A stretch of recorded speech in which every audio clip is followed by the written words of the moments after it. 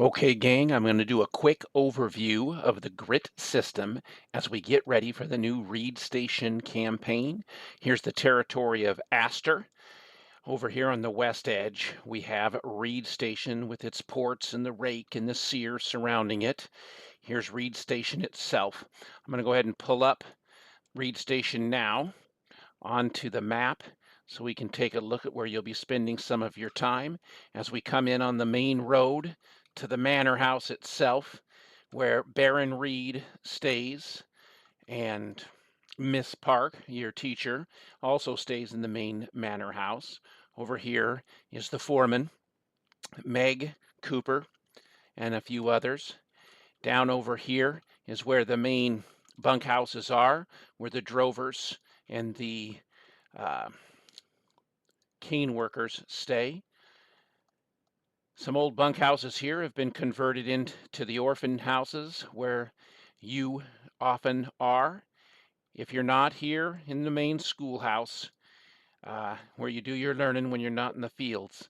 I'm going to jump over here to the board. I'm going to quickly go over some of the numbers here on the tray and on the unit, starting with attack.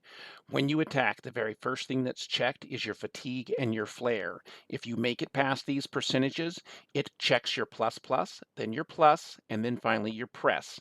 If you fail on all of those, then it rolls your finish check based on your attribute. In this case, attacking with awareness, I have a 41% chance of finishing strong with a finish. If I fail even that, I go to cover. Each time I score a press, I increase my chance of covering. My cover continues to increase, this number here on the unit. As my cover increases, my chance of press continues to decrease, but my chance of finishing is increasing. And then that will eventually end your attack. When I go to defend, it's the same thing. It's going to check my flare and my fatigue first. Then it is going to try to break my opponent. Then it's going to roll my plus, plus, my plus, and my defend. If I fail all of these, it's going to go over and check to see what attribute I am defending with or ready with. In this case, it also happens to be awareness. My chance of being ready is almost 5%. If I fail to be ready, then I will make a resist check on that. It's going to be a yield, and I'm going to try to resist that based on what type of element or force is coming in on me. If I fail that, then I'm going to either take pain or fatigue based on that roll. That's defense. I'm going to go over what we call the plus flips. The plus flips can now be changed in real time. So let's take a look here at injury number 1. So if I wanted to click on an injury, so you can just click on anything over here and bring it up. I'm going to click on injury number 1, and as you can see, I'm going to go over here and I'm simply going to change injury number 1 to read black eye, and I'm going to save it. Now it's been changed over here to black eye.